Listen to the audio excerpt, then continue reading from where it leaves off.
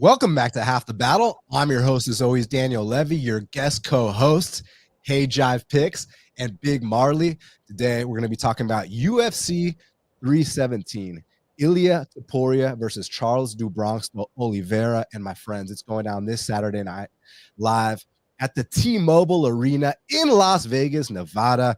You got a man in Ilia Topuria searching for pound-for-pound greatness, taking on one of the all-time greats in Charles Oliveira. I mean, this is a hell of a main event. International Fight Week. Let's not waste any time. Let's get right down to business, gentlemen, because in this main event, we got the former featherweight champion, Ilia Topuria. He's 16-0, taking on Charles Oliveira, the former lightweight champion, who's 35-10. Currently, they got it. Topuria minus 525. The comeback on Charles Oliveira is plus 400. Dubronx is going to have a 3-inch height advantage on paper. I actually think it's going to be more than that, and he's going to have a 5-inch reach advantage. Dubronx is also going to be 7 years older than Ilia Topuria in this spot. So I feel like a lot of people are under the impression that Charles is, 28 to 32 years old. I know how he looks. I know how he performs. But my boy, Charles is getting up there, 36 years old later this year. It's crazy, man. Time really, truly flies in this sport. But the kinds of things that this guy Topuria's accomplished so far, I mean, one does not simply dethrone Alexander Volkanovski, let alone by knockout. One does not simply become the first man in MMA history to knock out the great Max Holloway. And that's exactly what this guy did. So he probably felt like, listen, I beat the featherweight goats. Now, no one pile up on me. I love Jose Aldo too. But guys, it's 2025.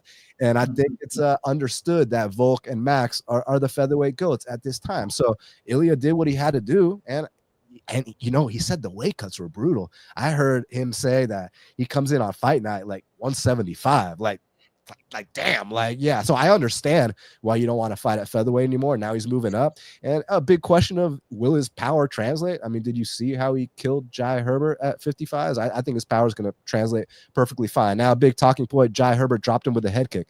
Jai's not the only guy that dropped him with a head kick. Actually, Ilia's last opponent prior to his UFC debut also dropped him with a head kick. But when you hurt Topuria, you better go ahead and finish him, because if not, you're going to piss this guy off. And man, obviously we talk about his boxing for MMA, which is some of the best, but you know what else is really good about his game? His calf kicks, man. He loves to chop that calf.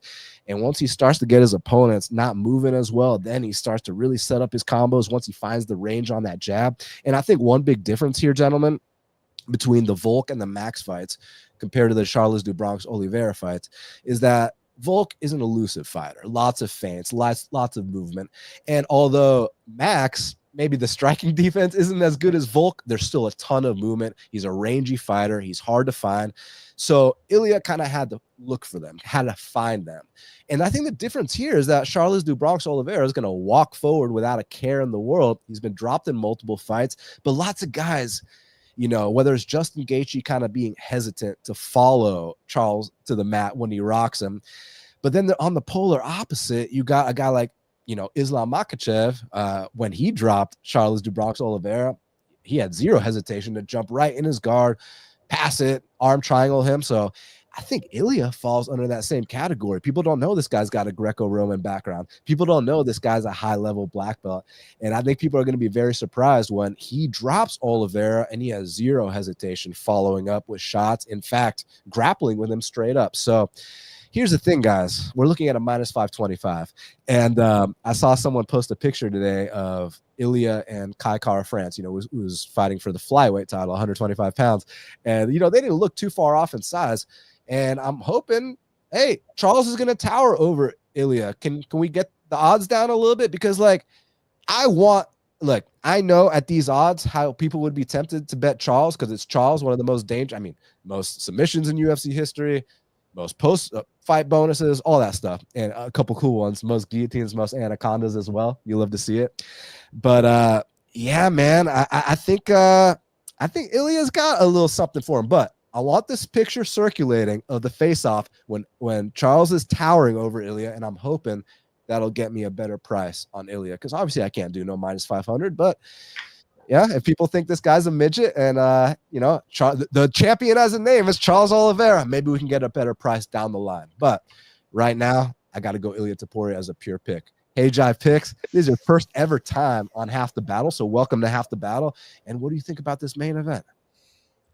I love it. I love the main event. I wish it was Islam Makhachev because I think, we would get a little bit, I don't want to say more of a competitive fight, but one that I think would be a little bit more evenly matched. I'm not saying Topuria is warranted of a minus 500 ticket, but I think he's going to get the finish. I think he's going to win. I mean, the thing that jumps off the board to me, or what it really comes down to, is one, the age and the mileage that Charles has on him compared to Topuria.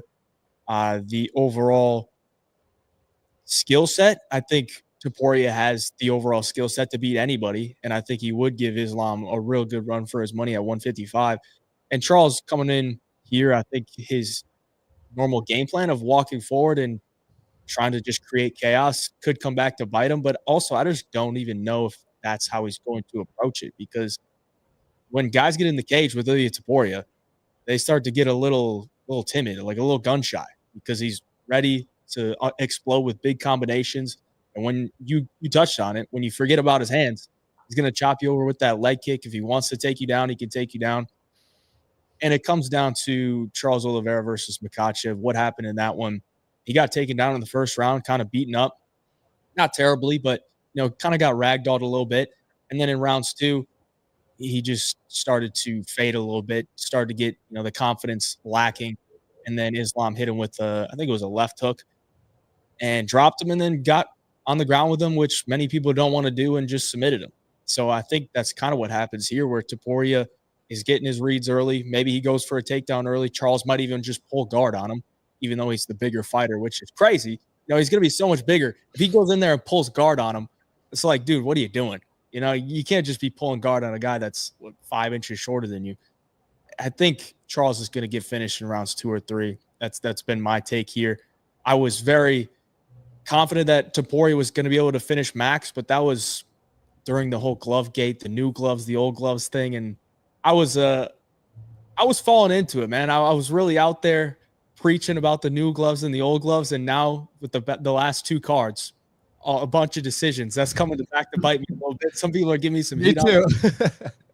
But that was when they had the new gloves, and I was like, well, with the old gloves, I mean, Topuria knocks out Max easily, but with these new gloves, I don't know. And he still did it with the new gloves. So I think he's going to be able to hit Charles with some big stuff, whether it's a club and sub or a KO. I think it comes rounds 2 and 3. Marley, I mean, you think it's going to be early? You think it's going to be late? I know you're a huge Do Bronx guy. You're one of the original Do Bronx guys. How do you see this one going, man? Yeah, I've never picked against either one of these guys, so it's a tough spot for me. I do think the line is disrespectful, though, possibly like 10% wide on the Topuria side, 10% too high, that is. I do think he's the full package, could be better everywhere, better boxer, a lot more power on the feet, could possibly be the better wrestler. He could submit Oliveira. And I could even see him being the type of guy that wants to submit Oliveira. And this fight ending in submissions plus 275, I kind of like that, because that way you get the submission equity on both sides. And I don't even have to root for one of my guys to lose. I can win either way.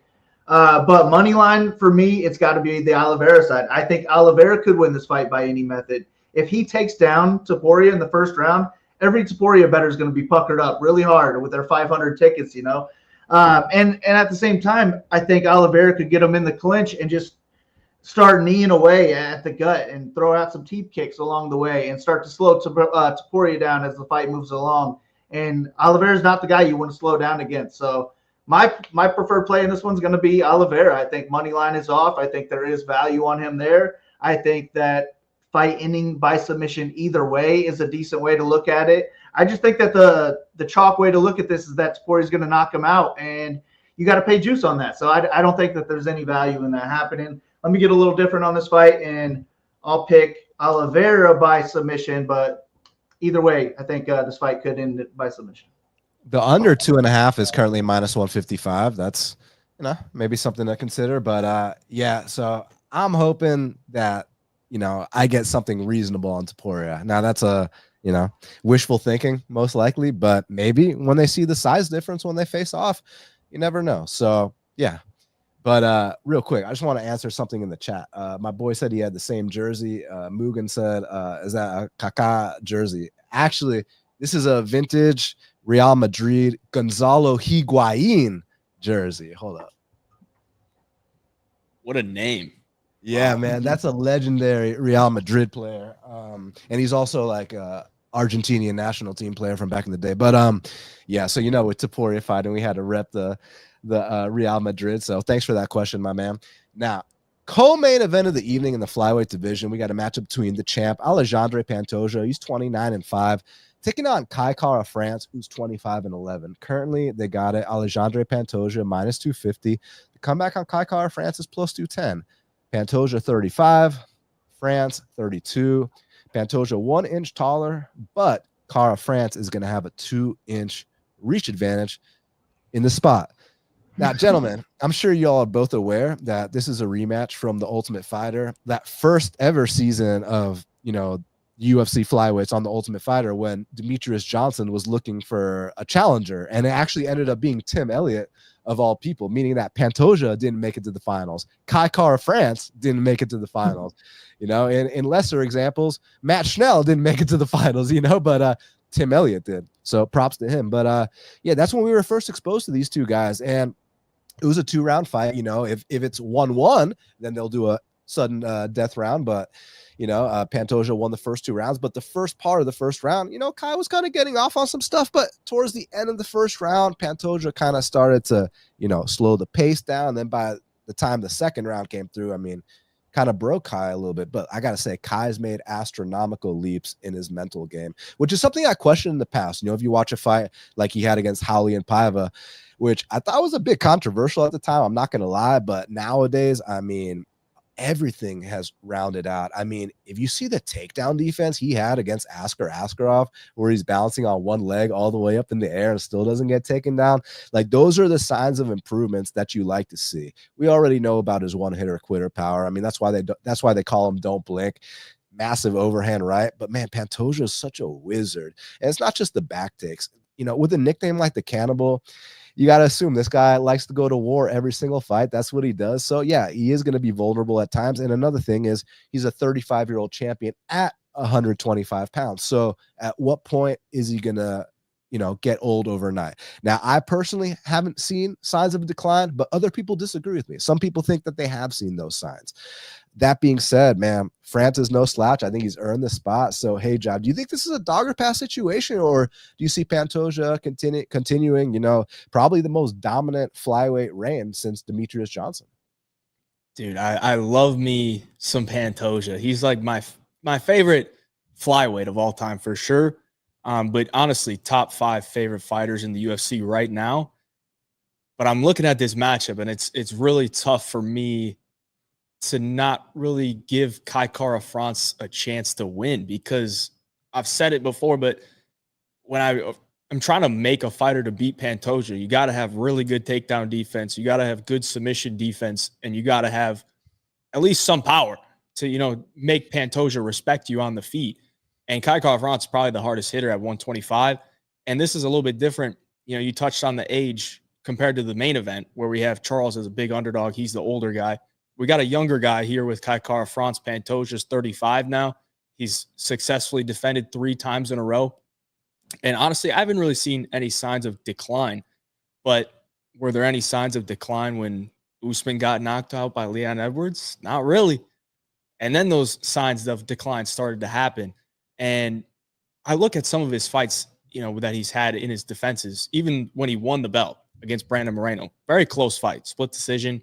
Brandon Royval was a close fight. Royval didn't go away as the fight progressed. And Steve Erceg was a very close fight as well. His last fight against Kai Asakura, they had to bring some random dude in from Risen. I wasn't sold on this Asakura guy, and I was pretty sure Pantoja was going to be able to get to the back and get that rear naked choke, and he did. But now we're getting a guy that's been in the UFC for quite some time. He's been tested against a lot of really good guys. You mentioned the Askarov fight. I was there in attendance. It was actually my first ever UFC card that I went to live in person. Wow. He was like a plus 300 underdog there. And I was like, I actually made a bet on him. And I was, rooting. I was trying to influence the judges a little bit because it was a close fight. It wasn't like Kara France just ran away with it, but he defended a lot of the takedowns, defended the back, got to the feet, landed the shots that he needed to, and it was a 3-round fight that he won. And then he gets his title shot against Moreno, gets hit with the liver kick. And then now, I believe he should have beaten Amir Albazi. That was a terrible decision. I think that's one of the worst robberies of all time. When it comes down to it, I don't know how you could give Amir Albazi 3 out of the 5 rounds. It doesn't make sense to me. And then he gets the knockout against Steve Versailles. The only thing that's really scared me for Kai Kara is that he's pulled out of a couple fights with some injuries. He pulled out of the fight with Manel Kape with that concussion, which is, it's a little bit worrying because I don't know that Kai Kara France is like the most ultra durable guy. And I think Pantoja might even be able to hit him with some big stuff. But when it comes down to it, and we're talking about the odds, I think Kai Kara France at plus 200 is probably the side for me, just because he has that takedown defense, submission defense, the knockout power. And Pantoja's never been finished in 34 professional fights, which is insane to me. And now he's 35. It could be the time. And, if you're getting 2-1 on a dangerous guy like Kai Kara France, that's probably the side that I'm going to look towards. Big Marley? Oh, you're muted, my boy. Yeah, it's hard to pick against Pantoja in this one. I think the one edge you got to give Kara France would be knockout power. But if we're turning knockouts off, I feel like Pantoja can keep it close in a 5-round striking match. And the biggest edge in this fight is going to be Pantoja on the ground if he can get it there. I think the line's probably about right. I think he wins about 7 out of 10 times. So I would look to get something else, maybe another submission one for me.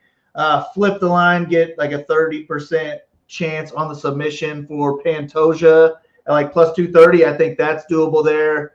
But this card, I think, is just set up perfectly for Van to get a win and then him be the guy that beats Pantoja in the next in one of the next pay-per-views. So I don't think this is the spot for Pantoja to lose, possibly in his next fight. But yeah, give me the king to reign.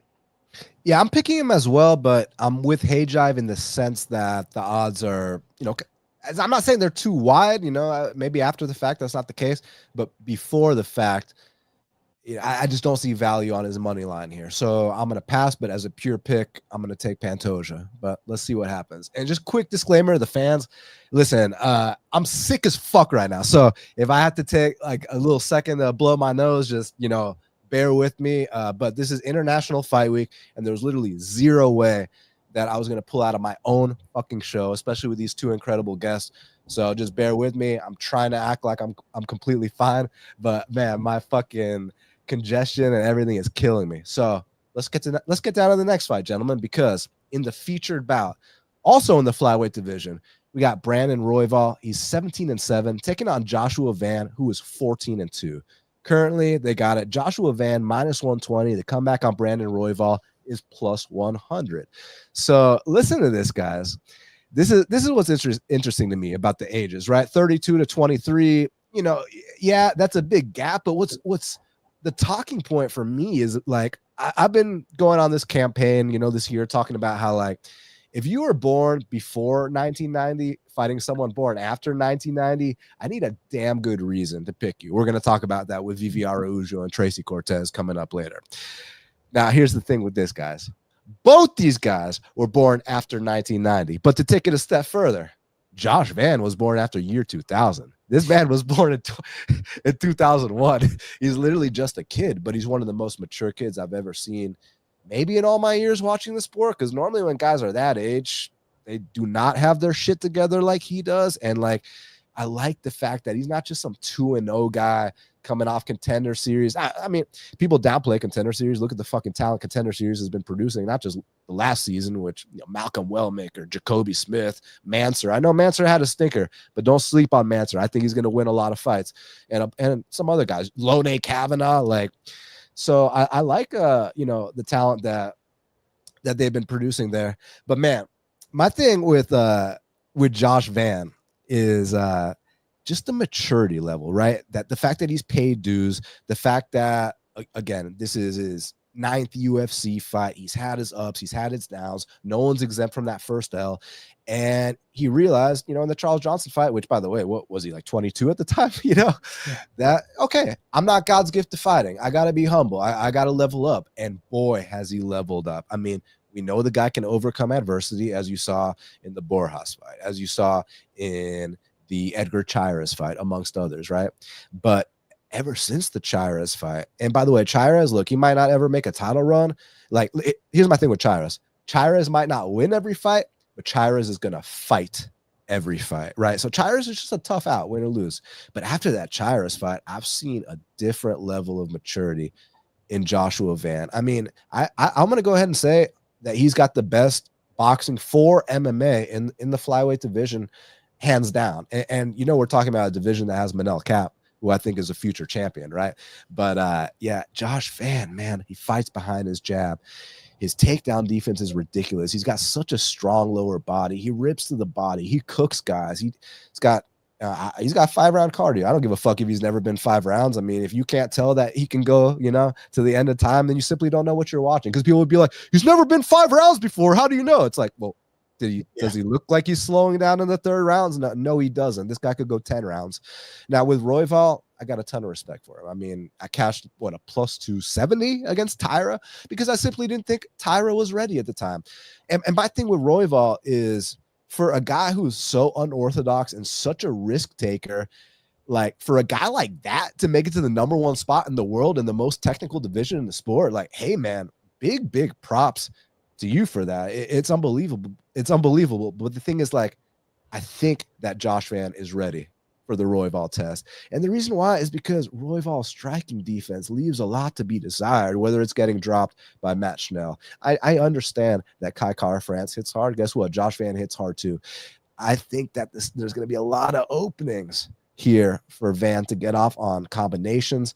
And Royval, people talk about his grappling. Yeah, but his grappling is like when you take him down, he's attacking stuff off his back.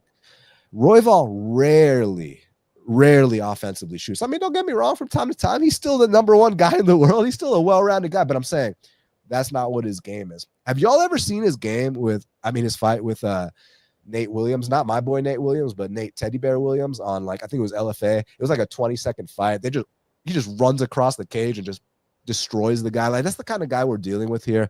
I love Royval, but I don't know if y'all heard why he pulled out of the Manel Cap fight. So initially, it wasn't supposed to be Royval and Van. It was supposed to be Royval and Cap. However, it wasn't supposed to be Royval and Cap on this card. It was supposed to be Royval and Cap the night that Cap fought Asu Almabayev. Now, why did Royval pull out? The reason Royval pulled out is because he had a severe concussion. I'm not talking about, he had a headache for one day and then he was good to go. No, I'm talking about this guy was in a dark room. This guy would look at his phone and it was all blurry. This guy had slurred speech. This guy thought he might not ever fight again. Now, obviously, that's narrative, but here's one thing that's real. Josh Van's going to hit this man in the face in this fight. And I'm very curious about how, Royval responds to that. And just stylistically speaking, yeah, they both push insane paces, but I just think that, people talk about levels, how, just because automatically Royval's #1 in the world and currently Van isn't ranked in the top 10, that must be a levels thing. But, like, if you're actually comparing techniques, who's more fundamentally sound? Like, and the fundamentals will take you very, very, very, very far in the sport. So maybe it's too much too soon, but I don't know. I think that Josh Van, I get it, he's 23, but he's a mature 23. He's a 23 that's paid dues. And I think he's ready for this opportunity. And I love the activity. How, this guy's always fighting. I think he's ready for this opportunity. And I think he's catching Royval at an incredible time. And Manel Cap was the last guy I'd want you to fight off a concussion. Van's the second last guy I'd want you to fight off a concussion. So I took Van when he was around -105, and I bet him to win 2 units. All respect to Royval. Like I said, I cashed a plus 270 against Tyra. I didn't think Tyra was ready. I think Royval's. I think Josh Van is ready. Kyle Marley, what you think, my man? Yeah, I agree. I think Van's striking is just too damn good. His boxing is, probably the best in the division, and his pace is as well. He's landing over 8 strikes per minute at over a 50% clip as well. And this is a matchup I expect to play out on the feet. It's a shame that it's not 5 rounds. I think this would be an epic 5-round fight. And I actually think 2 rounds might even help Royval if Van is a slow starter. Maybe Royval takes the first, minute or a round and a half. Van takes the last round and a half. Never know what the idiot judges are going to think here. It would be sharp for Royval to go out there and look for takedowns. I think he's live to get a submission at some point if he does.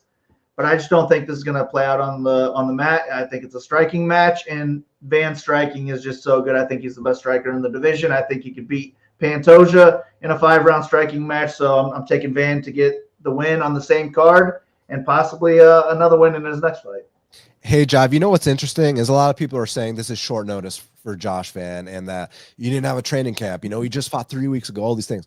I heard his interview, and you know what he said? He said he viewed the Bruno Silva fight like a hard sparring session to get him ready for this big fight. So to him, it's like, he was like, I had 3 weeks. That's plenty of time. Like, I think this kid's mentality is different than most. And this is not, you know, it's not like he was sitting on the couch drinking beers. Oh, fuck, I gotta step up. No, this guy is locked the fuck in. Kind of like my boy on the 72-hour fast. 72-hour fast. I'm 48 hours in right now. Hey, so, my man. Love to see it. Respect. Tomorrow at 7 p.m. I'll be pigging out. Yeah. What's the first thing? What's the first thing on the menu? I don't want to, just throw a bunch of junk back at me, so I'm gonna have to think about it. What about a nice steak? A nice steak. Yeah, I mean, a nice steak would be nice, but I had some weird shits today, so I don't know if I'll throw some steak in me, and then I'll be like, hey, it'll get you right. It'll get you right. Clear everything out. Add a little nature's creatine. I don't know. My buddy told me that steak actually has, some nice creatine, and in addition to everything else, it provides protein. We'll get off on a tangent. Tell me your opinion on this fight. All right. So I'm going to be with you guys on the Van side. I mean, I believe Joshua Van is the truth. I mean, he's just a bitch to deal with, dude. Like, he's going to be in your face for all 15 minutes, landing significant strikes, defending your takedowns, putting the pressure on you. And it's not that Royval has, cardio issues or anything like that. It's just, I don't really think he even knows what he wants to do when he's out there. He's kind of just an agent of the chaos. And Joshua Van is not going to really allow you to be creating chaos, because he's going to be the guy that's throwing at you first. That's going to be dictating all the exchanges. So, maybe Royval can catch him with some type of knees, some type of elbows or whatever, but he's, like you said, he's not really much of an offensive wrestler. And the levels point that you brought up is like, flyweight's not a very deep division. So, and we just saw it with the heavyweights last week. Cunha versus Curtis Blades. Curtis Blades a top 5 heavyweight. Cunha making his UFC debut. And it was a close fight. I thought Cunha should have won. So you look at the top and the bottom of the divisions, they're not very deep. And for guys to, skyrocket up to a number 1 contender fight, like, it's not really out of the realm. I mean, Kaya Sakura got a title shot without even having a UFC fight. So they got to, bring new guys in there. And when I look at Royval's, career in his last 4 fights, he's been an underdog his last 4 fights. He's won 3 of the last 4, but 2 of them were split decisions. So he's kind of outperformed the market, and now he's getting some respect, at least where it's a pick 'em, against a guy that's a lot younger, has been more active, doesn't have concussion issues that we know of. And I think he's got all the goods here to get a win against Brandon Royval. So, I mean, the more that I've really thought about it, it seems like Joshua Van should be able to come in here and get a dub. I mean, he's riding all the momentum in the world. He's fought on 4 straight pay-per-view cards. It's clear the UFC loves him. He fights all the time, and they're giving him this opportunity. I mean, I don't want to say they're giving him this opportunity. I mean, he's kind of earned it, and he's willing to go in there and fight on 2 weeks' notice or 3 weeks' notice, whatever it is. I think he gets it done. Dude just bought his mom a house too. So, I mean, he's bought his mom a house at 23 years old. He's got all the confidence in the world going in there to face Brandon Royval, and I think he gets it done. Yeah, give me that time machine, man. Now, next up in the lightweight division, we got a matchup between Beneil Dariush. He's 22-6-1, taking on Renato Moicano, who's 26-1. Currently, they got it Renato Moicano -120. The comeback on Beneil is +100. Both men are 36.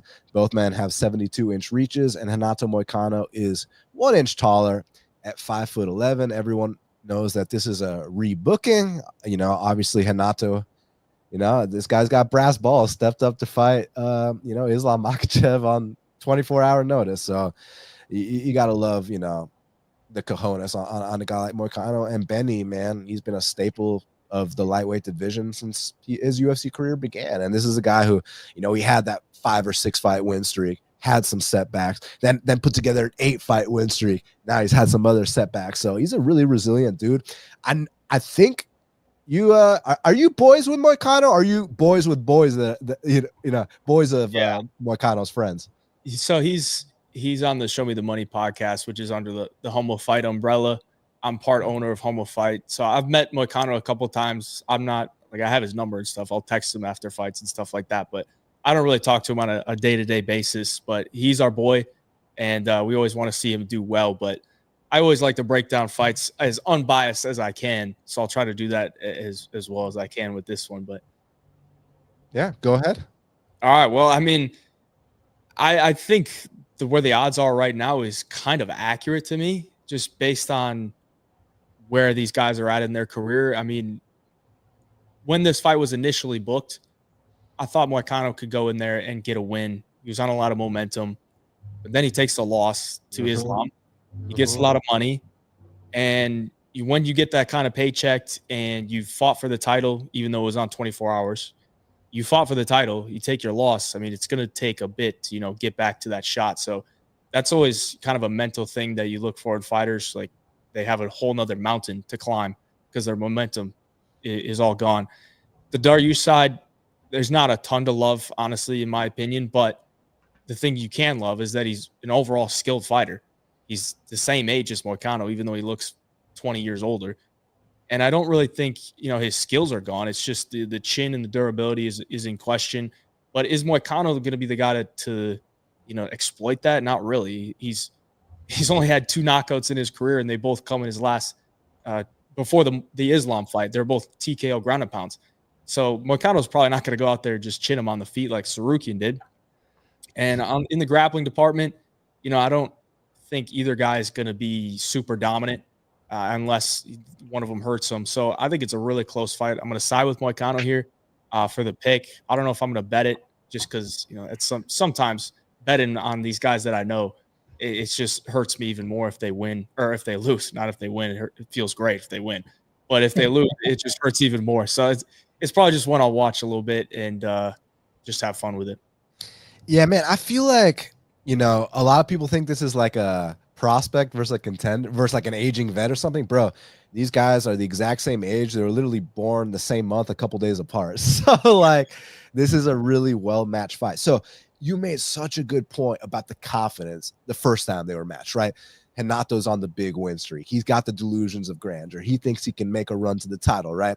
And Beneil, coming off the 2 knockout losses, it was what it was. So confidence was a big talking point in the first fight. But look, people are going to write off the Islam fight because they're going to be like, bro, it was Islam. What'd you expect to happen? That's not the point I'm making. It's not about that, he wasn't good enough to beat Islam.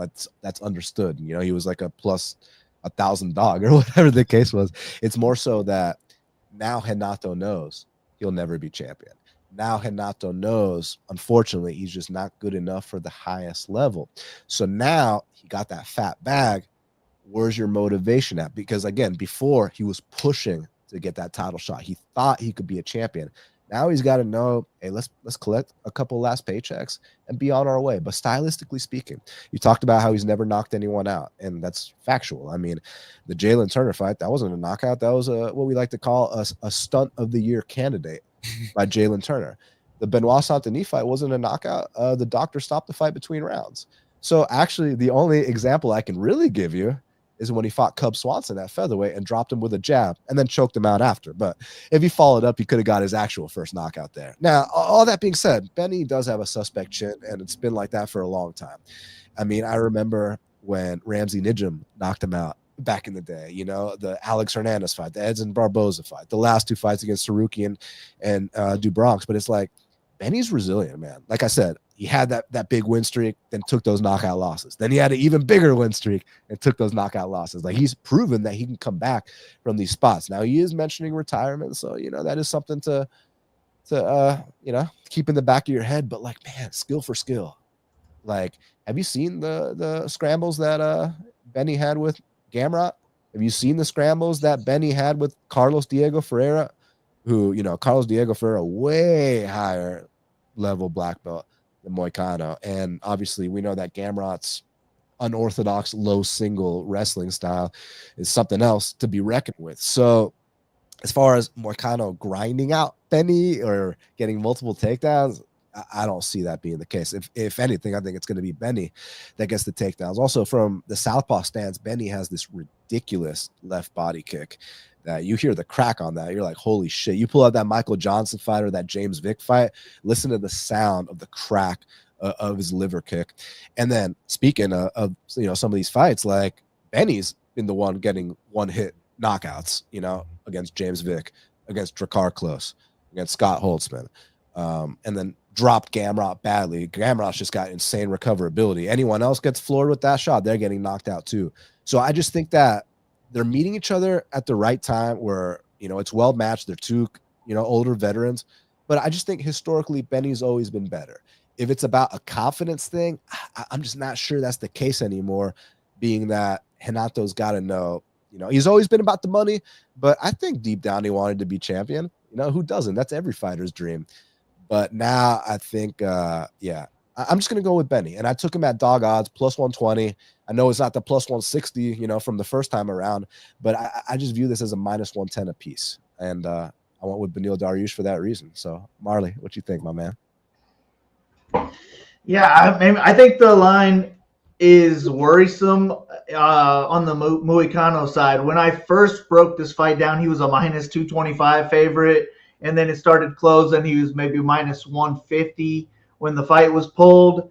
And now we're damn near down to 50%. It's dropped 15% since I originally broke it down a handful of months ago. And the only thing we've really seen is that he's lost to Islam. Benny hasn't done anything to give us any hopes on his side, and he's talking about retirement. So I feel like the loss of confidence kind of equals out to the whole retirement talk to me. And I don't think this fight's going to play out too much on the ground. If it does, I would agree that it's going to be Benny getting the takedowns. And if he is able to get takedowns, I would lean more with him able to win. But at his age, I just don't see him willing to chain wrestle. And if the first couple don't go his way, I think he'll be willing to strike in this matchup. And I think it's going to be a 15-minute, slower paced striking match where I give Moicano the edge. I think he's the cleaner striker. I think he's going to be ahead on volume. And I just think that maybe not minus 225. I don't think that was correct, but I just think that it's starting to close a little bit too much. It should have been somewhere in between there. So for me, I think it's Moicano or pass at this point, especially with the retirement talks. I mean, just looking at Benny, the guy looks 50 years old. So I feel like retirement's got to be soon. So give me Moicano. He likes money. I think it's a good fight to get him some money. So back in, I think, 2016, Kyle Marley, I had you on the show because there was this guy who only had one UFC fight named Renato Moicano fighting Zubaira Tukhugov. And I don't know if you remember, we went head-to-head on it. I took Tukhugov. You took Moicano. You won. So you've had a long history with Renato Moicano. So, yeah. Listen, man, I gotta admit, I'm not as confident as I was earlier in the week. But then again, the line I got is completely gone. But historically, I think Benny's always been better than Moicano. But let's see if Moicano's catching him at a good time. But just in terms of how it plays out, yes, Moicano's only dropped one person, Cub with a jab, but that doesn't mean he can't come out here and crack the chin of Benny. So I agree with you on that front. But Moicano doesn't necessarily have the best chin either. So yeah. It's going to be interesting. It's going to be interesting. That's all I have to say. So both y'all got Moicano. I got Benny, and may the best man win. Now, next up in the bantamweight division, we got a matchup between Payton Talbott, or as we like to say in Brazil, Payton Talbott. He's 9-1, taking on Felipe Lima, who's 14-1. Currently, they got it. Felipe Lima minus 185. The comeback on Payton Talbott is plus 160.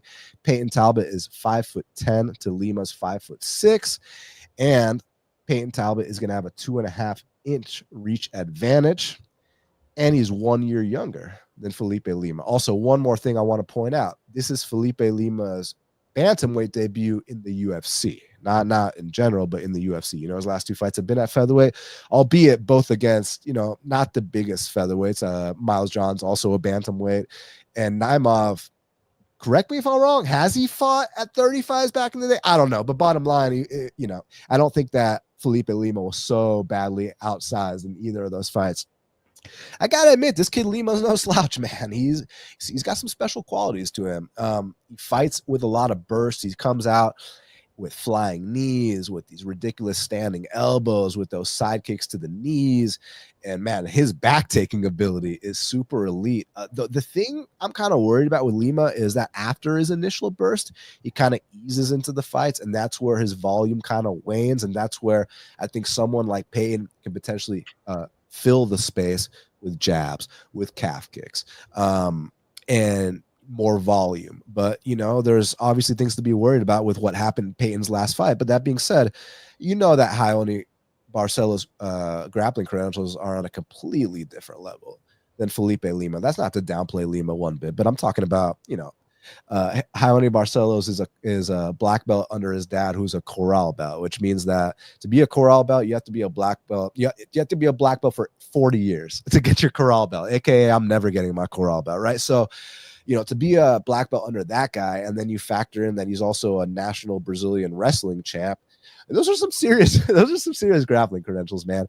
But man, Lima's creative, dude. Like in that Miles Johns fight, he went from going for a single leg attempt on Miles Johns, and when he saw that the single leg attempt didn't work, he made a quick adjustment and threw a flying knee off that. He does these all kinds of creative things that I really like. So I think he's got a lot of potential, but I also think that people are counting Payton out a bit here. So this is one that I've really been going back and forth on. So I kind of want to hear what y'all have to say, but I love this booking. I mean, this is unbelievable. But yeah, lots to talk about with Lima. You know, how far can he take it, with Payton being, you know, the biggest favorite of the year, you know, before Malcolm and before Jacoby. And now he's, you know, a pretty decent dog against someone who's not as proven as Raoni. So, Hayjive, how you kind of see this one, man? I'm losing sleep over this one, dude. It's great, right? Which side to go with, because there's so many aspects like to look at. Payton Talbott, like, I still think the guy is really good. You know, I don't think you can look at his loss to Barcelos and be like, this guy's never going to be anything. It could just be a learning curve for him. And Barcelos isn't a slouch at all. Like, we just saw him do what he needed to do against Cody Garbrandt, who was a champion at one point. So, I mean, coming off that loss where he was a minus 1,000 or minus 1,100, whatever he was, and now he's plus 160, it's pretty fair to say the minus 1,100 or whatever it was inaccurate, right? So, I mean, plus 160 against the guy in Felipe Lima, who I do believe is really good, is tempting, because I think both guys have a very bright future. When I think of it stylistically, I think Payton Talbott's going to have success later in the fight, but he's got to get it there. And Felipe Lima, on the other hand, he's got to wrestle early and wrestle for control, or try to get him out of there early with a submission. And I think it is possible, because when Payton Talbott gets taken down, he gives up his back, and Felipe Lima with the back takes is going to be danger for him. And considering we saw Barcelos on his back, I don't know how he didn't submit him in round one, but Payton Talbott showed good submission defense, stayed calm, and got through it. Another aspect with Payton Talbott is, like, I'm watching that fight, he didn't really look like he was going out there willing to grit through everything. He kind of looked like he was trying to play it cool, like he was getting ragdolled a little bit, trying to play it cool. You know, he's got this aura about him that's kind of like he doesn't really care, but he's just that good. He's going to go in there and get wins. So coming into this one, I hope he's going in there going for the win and worrying about only getting the win and not trying to look cool. It really comes down to Payton Talbott. I think he wins later in the fight. I think he could easily outstrike Felipe Lima. Lima's got some cool tricks, you know, some explosive movements, but is he going to win a 15-minute striking battle with Talbott? No. Is Talbott going to be able to defend the takedowns? I think he can, but he's got to be able to avoid getting his back taken. If he does get taken down, he's got to be able to get back up to the cage and get up safely.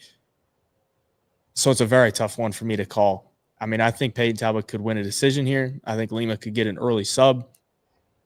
The most likely outcome is what, a Lima decision. I don't know that that's great to me. Like, if this fight goes to decision, I think Payton Talbott has done some good things where he could be in a very close decision. It comes down to one round, like a swing round.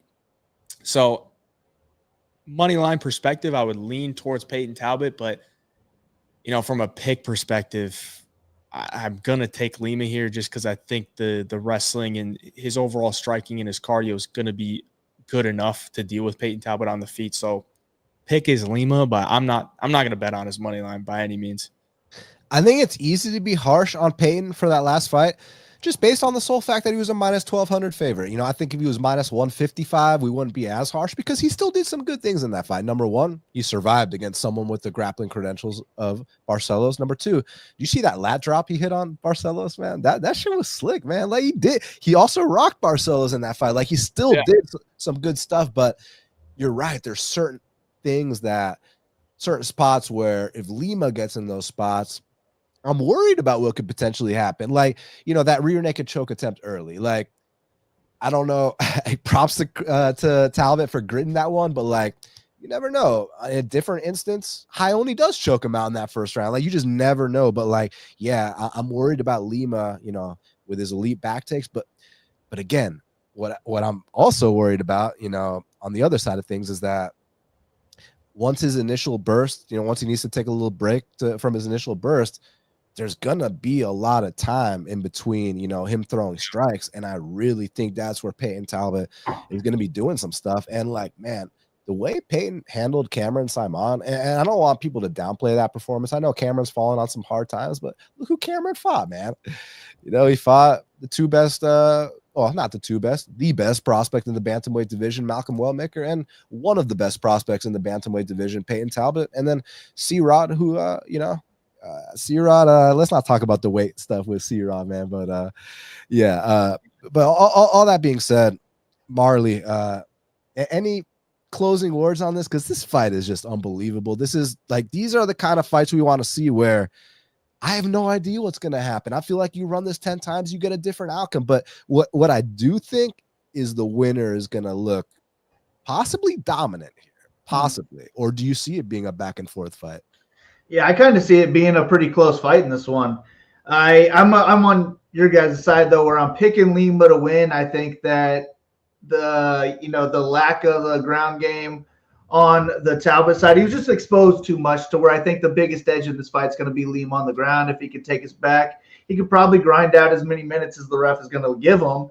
And I think he's good enough on the feet. So where if he can lock down one takedown, that's probably going to put a stamp on the round. But I do give Talbot the overall striking edge. I think he's a good striker. I really like his volume as well. And the line's getting a little bit out of hand. Right now, Lima is a 65% favorite. I mean, I don't know how you could say that there's any value on the Lima side at this point. I would say I like to handicap fights on a 5% range.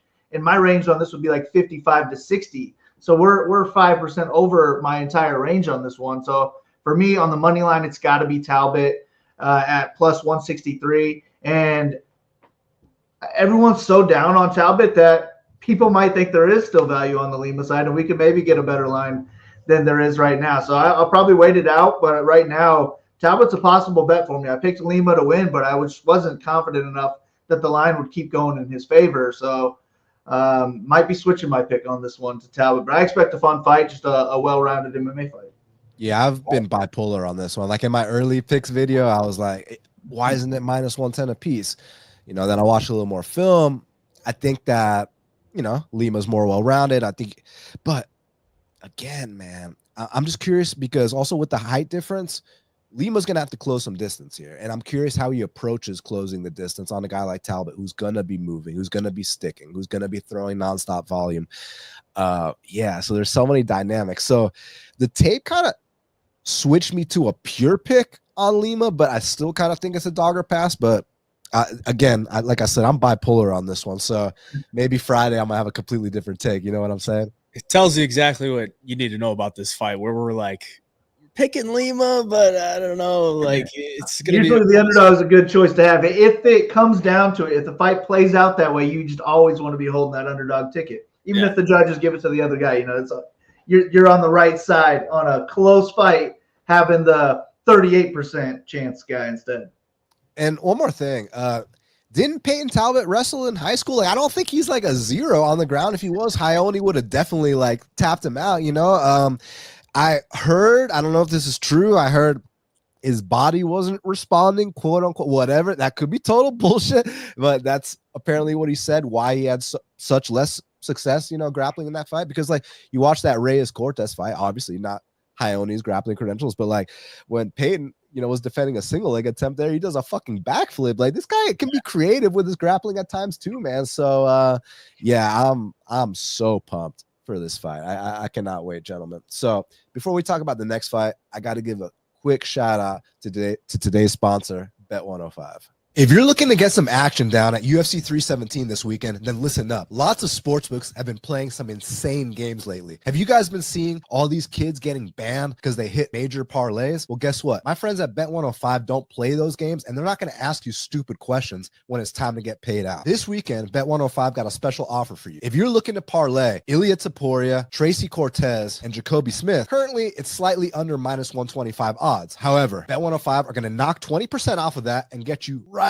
under even odds for this parlay. Now you add a fourth leg to it, and you might be looking at a nice return. So definitely something to take advantage of. Now, we talk about it all the time, and we're going to keep talking about it. Split decision insurance. Huge shout out to the judges in Azerbaijan, because I got to admit, they were pretty on point. But this weekend, we're back in Vegas. So what does that mean? That means Adelaide Bird is going to be judging fights. That means Chris Lee is going to be looking at his phone while the fights are going on. That means you don't know what side of the bed Ron McCarthy woke up on the morning of the fight. That means you don't know what kind of phone call Mike Bell got 5 minutes before the fighters walk out. So listen, I'm not into the conspiracy theories, but what I am into is reality. And the reality is the judging in the sport needs a massive overhaul. So my friends at Bet105 are offering split decision insurance. What does that mean? If your fighter wins by split decision, no big deal. You get paid out. It is what it is. But if you lose that split decision, Bet105 are going to give you 25% of your money back. Hey, that's better than nothing, especially considering the state of modern day MMA judging. So guys, go to bet105.ag, use my promo code half the battle, deposit $100 and get a $50 free bet at bet105.ag using my promo code half the battle. Now let's get back to the show.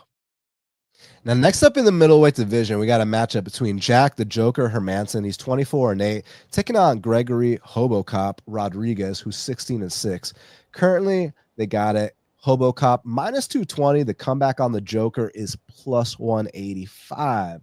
So Hermansson's 37. Holy shit. I didn't realize he was 37. Gregory's 33. Allegedly, I haven't seen his visa. And he's 6'3" to Hermansson's 6'1". But it's Hermansson who's going to have a 2.5-inch reach advantage in the spot. Man, Hermansson, listen, man, I got to tip my cap to this guy, because back when he cashed that max bet for me against Talis Latis, where he broke his rib early in the fight and then survives a nasty arm triangle attempt against, back then, one of the best Brazilian Jiu-Jitsu black belts in the UFC, and then comes back and ground and pound TKOs him. And at one point, Jack Hermansson had the best ground and pound in the middleweight division. He even said he had the best ground and pound in the entire UFC. And when he went on that run where he submitted, Dave Branch, and he beat Jacare over 5 rounds, I was thinking that this guy could be a threat to the title. But his fight against Cannonier in Jack's backyard, by the way, ever since then, it's been kind of hit or miss. Don't get me wrong. This guy's an incredible fighter. I love his footwork. He's got this very awkward footwork,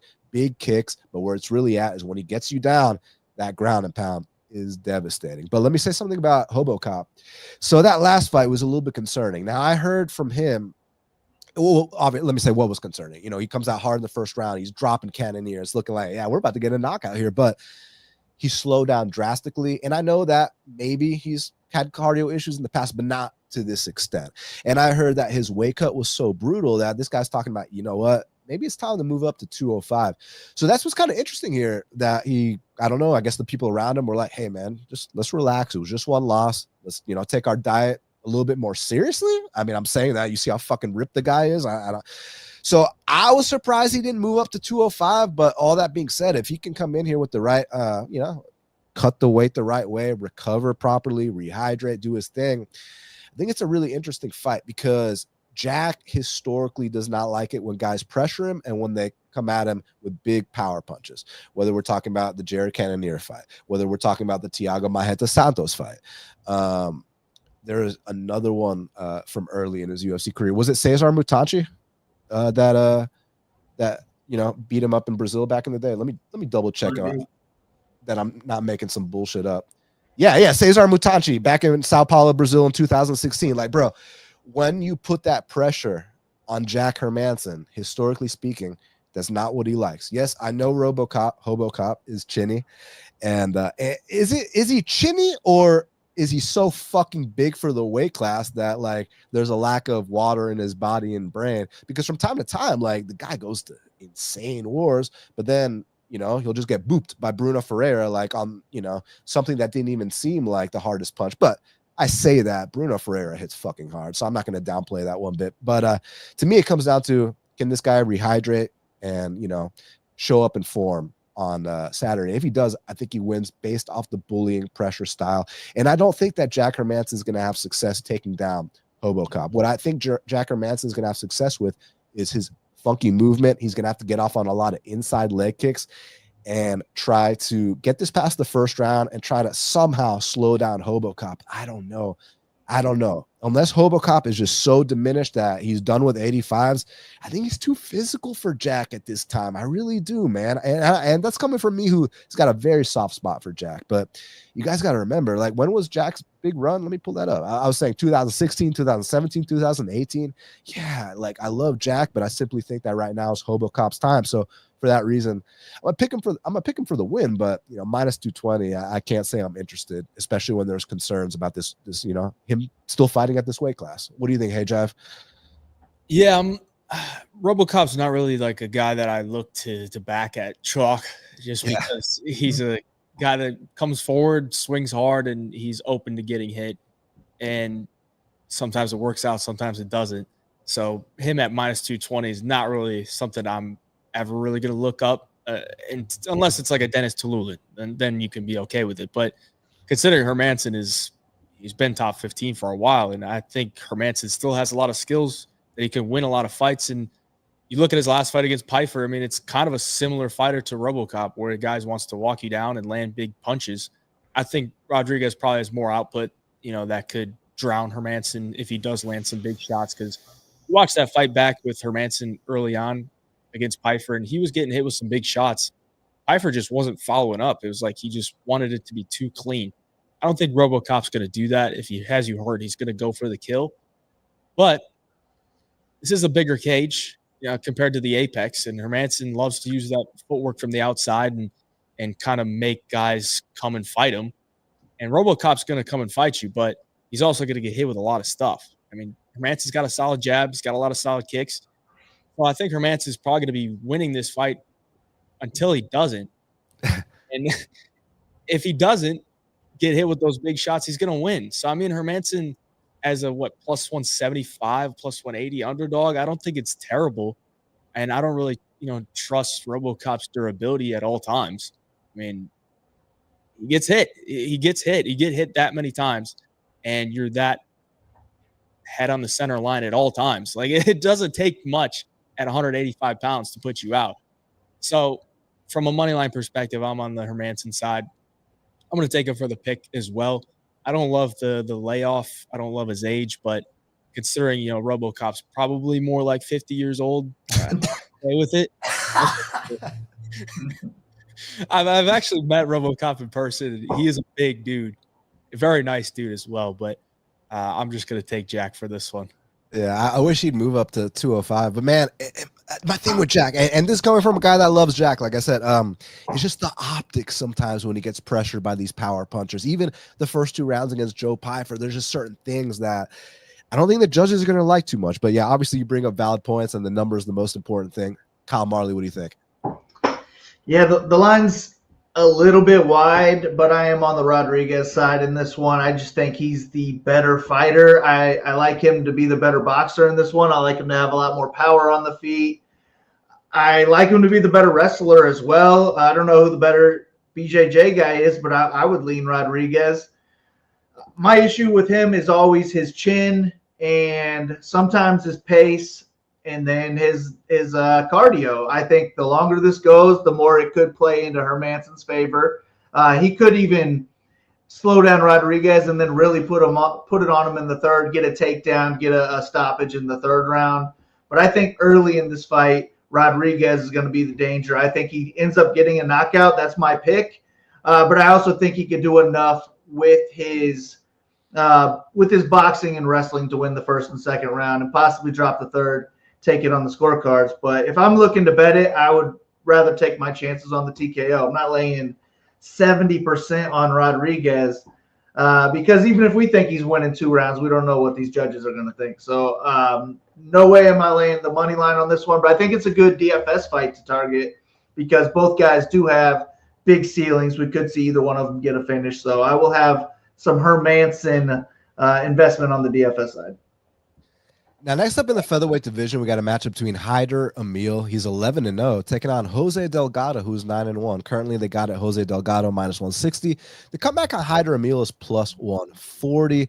Hyder Amil, 35 years old to Jose Delgado's 27. Jose Delgado, one of the taller featherweights at 5'11". Amil, 5'9". Delgado going to have a 3-inch reach advantage in this spot. So, man, one thing I can say about this fight is this is going to be an absolute banger, my friends. This guy, Jose Delgado, and if anyone on their shows is calling this guy Jose, like Jonah Hill cut, it's funny. Jose Aldo used to be Jose Aldo when we were watching him in the WEC, Marley, but one day they just started calling him Jose. So now anyone that's named Jose, people automatically call Jose, but I'm pretty sure Delgado's Mexican. His name's Jose. So let's just leave it at that. But guys, anyway, seriously, he's long for the weight class. He's ultra aggressive. He goes forward. He's got a lot of heart, and he's a killer be killed type fighter. So that's what you love to see. And on the other side, guess what? You got another killer be killed fighter. But this guy's got kind of like a Cro-Magnon jaw, bro. Like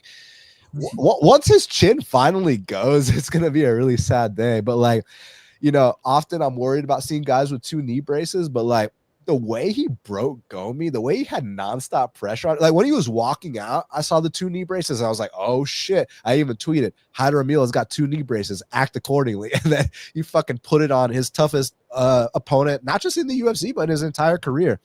Here's my concern, gentlemen.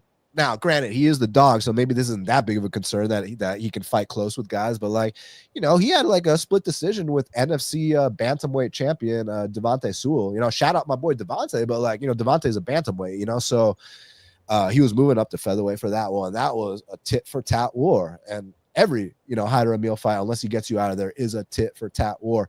Now, there's been I've heard a lot of differing takes as far as Delgado's cardio, right? Some people think that since he goes balls to the wall, that Amil might be over to take overlay, put that pressure on him. Other people say that hasn't been proven, that he can't go 3 hard. So where do you guys kind of stand on it? What do you think, Marley? I didn't think he would gas out here. Maybe with Amil's pace, somebody could gas out, but I expect this to be a fun fight for as long as it lasts. And Amil's just the type of guy who I think is always going to be in fun fights because he's going to be aggressive and push forward and try to kill his opponent or use that aggression, and you can win minutes, but with volume as well. So I definitely like that about him. I always like when he's an underdog too, especially on a DraftKings DFS type of site. But I am more impressed with Delgado. I think he's the more skilled striker in this one. I think he's more dangerous. He's more of a sniper. And this could be the time we see Amil's chin give out. And I think that's what I'm picking to happen in this one. Maybe early it's close. Amil could overwhelm him at the start, but I just think Delgado finds that chin and puts him away at some point. So my pick. Hold on. Let's look up what that is. Delgado by knockout against the guy that has fucking Bigfoot's not Bigfoot Silva, but actual Bigfoot from the forest shit. All right, hold on. Let me see what this shit's looking like. So all the nostalgia with these old names. Damn, man. Only +150 for Delgado inside. So they think he's got a legit chance. Okay, what's Delgado by KO? +300. Damn, I thought it'd be higher than that considering the durability of Amil. So that's kind of interesting. Hayjive, what do you think, bro? Yeah, I mean, neither guy has been finished ever. So I mean, I think we're in for a 15-minute war unless one guy just finds the perfect shot. Because I mean, Hyder Amil's chin is like it's insane. It looks like a Drew Dober chin, but it's Filipino. So, I mean, it's probably a little bit better. And I love the guy's pace. I hate the double knee sleeves. I don't know how you can win a fight in the UFC with double knee sleeves unless you're Verna Jandiroba. But he did it his last time out against Gomi. And that was very impressive to me because Gomi is a guy that doesn't allow his opponents to fight him. Like, he's just out there skirting around the octagon, poking away, doing what he does. And Amil is just like, fuck that. I'm just going to walk forward and throw bombs, and you're going to fight me. In this one, both guys like to be on the front foot. So I'm interested to see, who is the one pressuring, because Delgado, for how tall and long he is, he's not really a guy that uses his range all that well outside of like some kicks from range. But when he crashes in, he's looking to take your head off.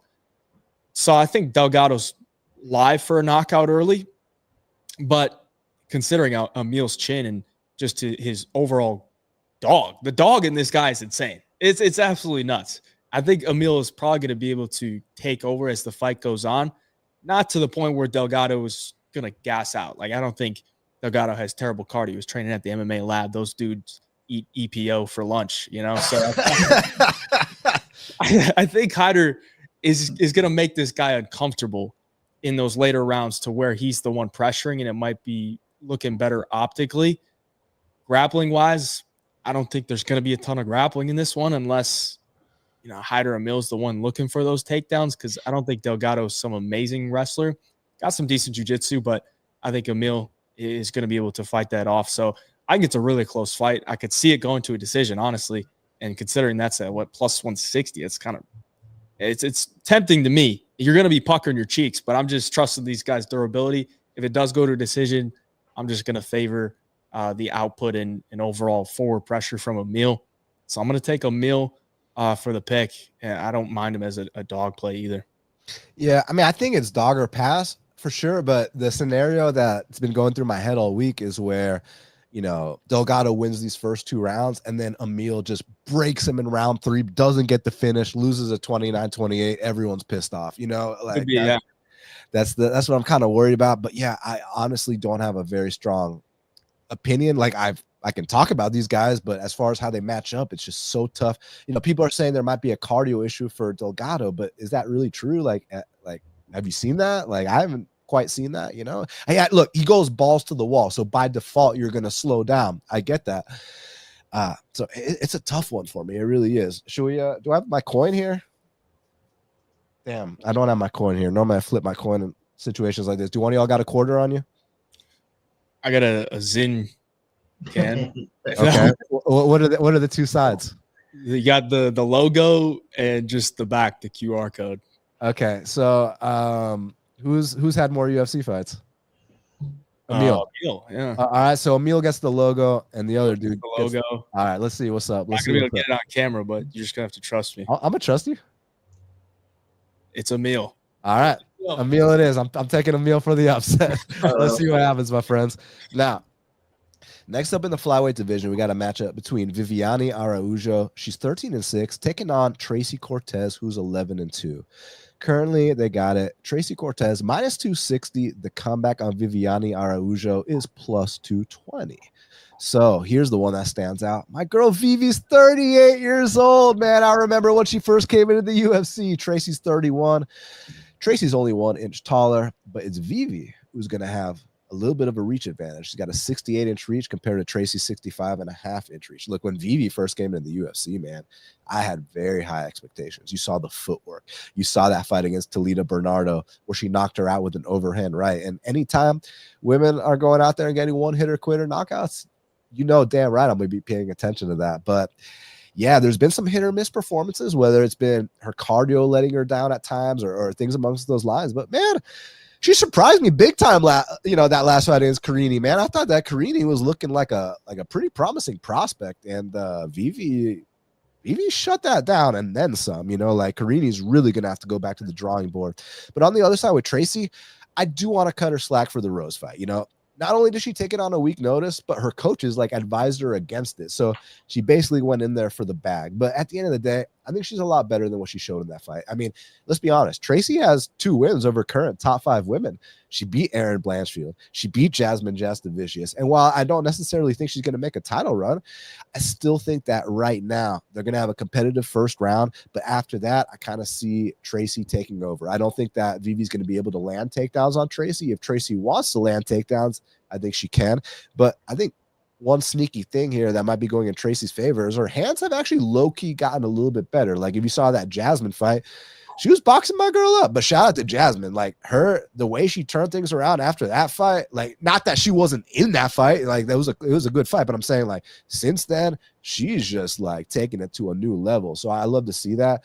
But yeah, look, Vivi, I'm such a fan. Like I always will be. Like I said, the footwork, the knockout power, just her style, her swag, her presence. I love it. But I just think it's Tracy Cortez's time right now. First round is going to be close. I think Tracy Cortez takes over the second and third, wins a unanimous decision. Hey, Jive.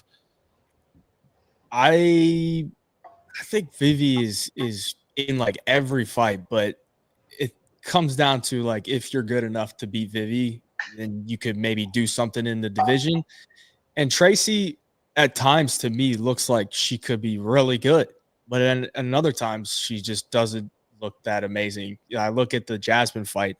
Like you said, her hands looked amazing in that fight. If she comes into this one against Vivi and has that type of boxing, I think she's going to be able to put a hurting on Vivi. She'll just be a little bit too fast. You know, her combinations look really good against Jasmine.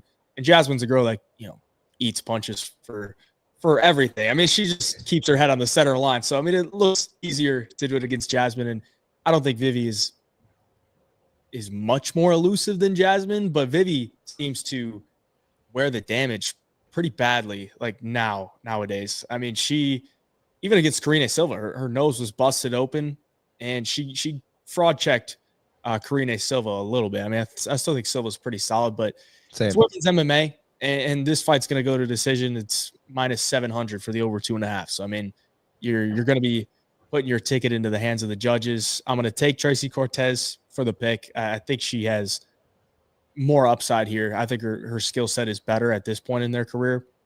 I think she'll wear the damage better, but she's just got to fight smart, you know, stick to her simple boxing combinations. If she's going to defend takedowns, get her butt up against the cage, because her open mat takedown defense doesn't look great to me. It's just up against the cage. She can stuff those. And if she wants to offensively wrestle Araujo, she's got to pick her shots. And Araujo can switch them around and get her on top. So I'm going to take Cortez for the pick. You know, she's minus 260. Oh shit! Hold on, let me pull up this tail. Damn, she is minus 260. That's fucked up. I thought like yesterday she was like minus 185. I was like, okay, that's reasonable. Now I get what you're saying. Yeah. It's a little sketchy because you know this one's going to go to decision. Yeah. So it's a pass for me. Yeah, Cortez for the pick, but I don't know if I'll get into it. You know, Kyle Marley. Yeah, I'm not going to bet her, but Cortez is the pick. I think that Araujo could win this fight anywhere. I mean, she's a good striker. She's got more power on the feet. I think she's going to be the stronger fighter, but Cortez will be the quicker fighter. Volume could be close, but Cortez's wrestling is what I give the ultimate edge to. If it's a close fight on the feet, 1 or 2 takedowns on the Cortez side probably puts a stamp on the rounds, but I'm not going to lay that line to figure it out. I think it'll be a little bit closer than that. But Cortez by decision, I think, is the clear pick in this one. Now, next up in the lightweight division, we got a matchup between Terrance McKinney, he's 16-7, taking on Viacheslav Borshchev, Slavaclaus, who's 8-5-1. Currently, they got it. Terrance McKinney minus 165. The comeback on Borshchev is plus 145. Terrance McKinney is going to have quite the reach advantage at 4.5 inches more, and Slava's going to be 1 inch taller at 5'11". It says Slava's 33. I'd like to take a look at his visa, but either way, this is an incredible fight. Terrance McKinney money line, Terrance McKinney round 1, Borshchev round 2, Borshchev round 3. Watch Borshchev knock him out in round 1, and I tuck my tail between my legs, really pissed off. So what do you guys think, man? And Kyle Marley, go first. I want to pull up a little piece of trivia for you guys while you go. Yeah, I think that it's McKinney or bust in round 1 every time he goes out there. He's like a possible title contender if fights were only 5 minutes long. But after that first round, he just completely falls apart. I don't know if it's a mental and cardio combination thing, but I just think that's going to continue his whole career. So I think he's going to have to go out there and knock out Borshchev in the first round. Definitely possible. Chase Hooper knocked down him. McKinney's a lot more powerful than him, but his easiest path to victory is going to be to go out there and take this guy down and either try and flatten him out, get the ground and pound stoppage, or grab his neck and choke him out. I think both of those are live in the first round. However, on the other end, Slaviclaus could just completely knock him out in the first round. He's the more technical striker in this fight. And then after round 1, I don't even think McKinney has a chance to make it to the third round. I think he would probably fail his first takedown in round 2, and Slaviclaus would put him away shortly after that. So my favorite would be that the fight doesn't even start round 3. That's minus 400, so I guess there's no value there. But yeah, I don't know what the pick is.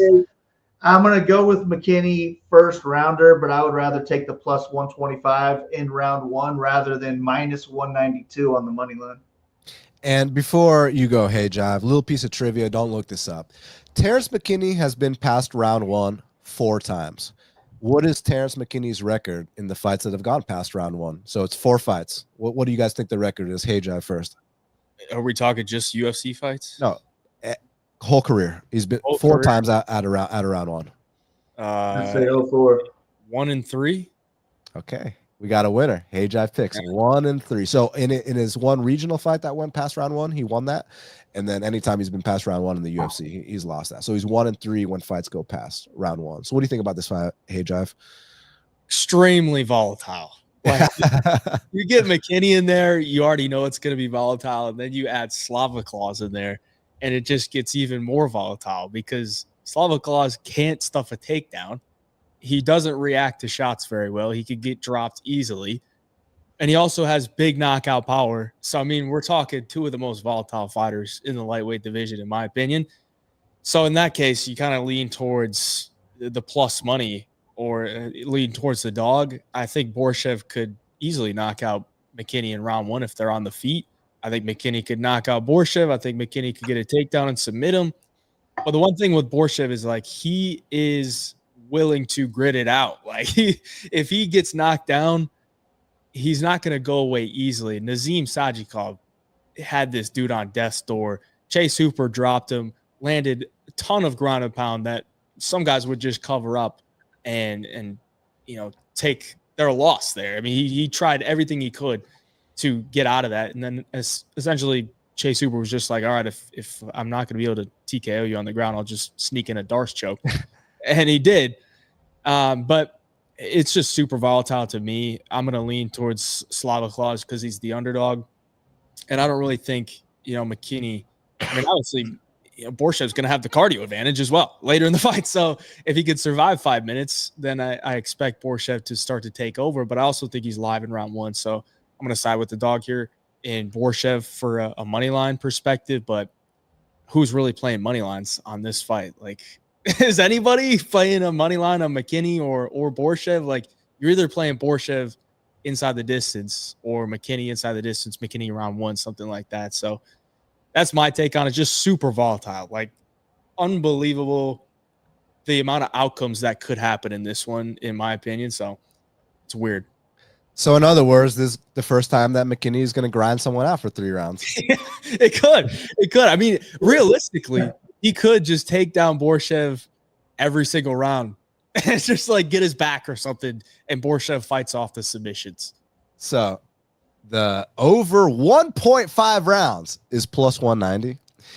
The fight goes the distance is plus 500. And you ready for this one? Let me pull it up. McKinney by decision plus 1,000. What's McKinney by unanimous decision? Hold on. McKinney by split plus 2,200. McKinney by unanimous plus 1,000. Borshchev by unanimous plus 775. So look, I think it's going to end in the first round, but when it's so obvious like this, you just never know, man. Look, my gut told me from when the time this fight was announced that look, I agree with you. Borshchev is a fucking dog. Like there's no questions asked about it. But man, I do kind of see, even though he's only 33, again, allegedly, I don't know what his visa says too. Like it's been a common theme on this card, man, you know, but I've been seeing a bit of a decline, man. I've been seeing him get hurt a lot more in fights. Now, one thing I want to give him credit for, because I know he's known for having shitty takedown defense, his sprawl's getting a little bit better, man. Like, and also in some of these fights, like he's surviving some really bad spots. He's just having a hard time like getting back up to the feet and stuff. So yeah, like I feel like he's actually legitimately making progress in his ground game. It's just like how much, you know, of that ground can you really truly overcome, especially at his age, especially with his lack of you know, a background in grappling. So I think McKinney takes him down one time and the fight could be over shortly after, a rear naked choke, a ground and pound TKO.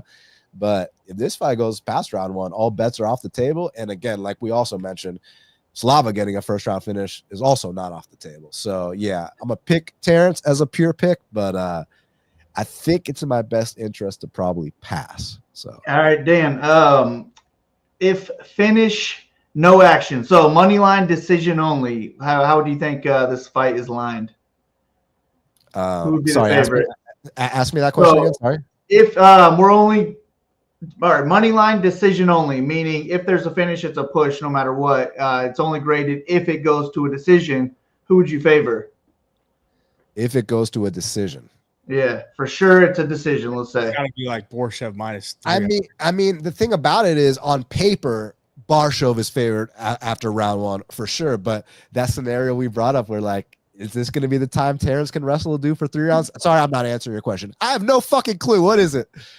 I wasn't sure who would even be favored, but it's Borshchev -160 in that case. Yeah. Interesting. Yeah.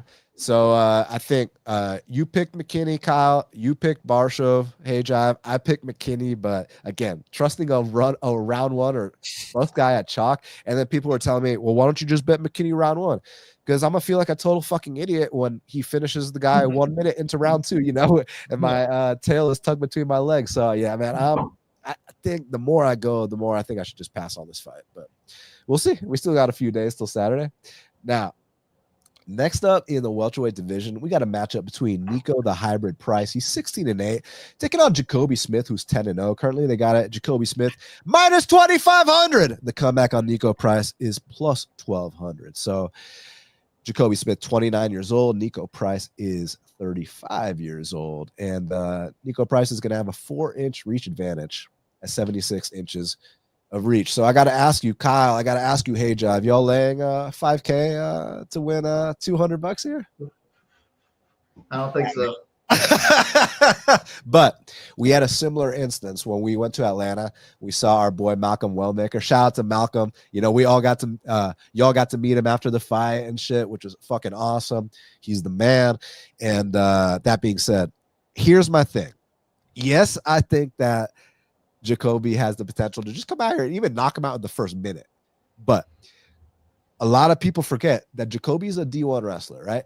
And Nico Price just will fall to takedown attempts. What are the chances that Jacoby gets back to his wrestling roots, takes him down, you know, balls on him, but doesn't get him out of there in that first round? We get to the second, then he knocks him out there standing.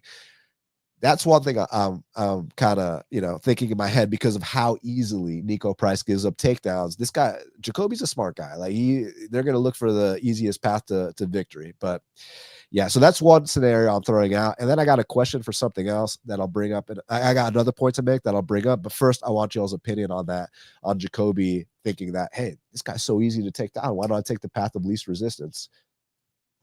I think he's going to go in there and be like, this guy is not on my level. Let's get a round one knockout. That's what I hope happens. Yeah. I think if he does wrestle, it would probably be like round two or something like it. He can go out there and get some takedowns, sure, but he's probably going to be looking to put this guy away in round one, in my opinion. Yeah, and he probably does put him away in round one. It's just, you know, with these prices, that's why we got to talk in those terms. Marley, do you have a take on that? No, I think he might wrestle, but I still think he puts him away in round one.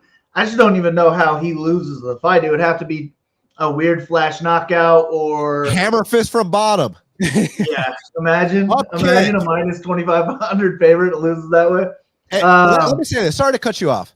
Nico Price knocked out Alan Juban, knocked out Tim Means, knocked out Randy Brown, knocked out James Vick, knocked out fucking Alex Morano, and then also beat him by decision 2 down the line.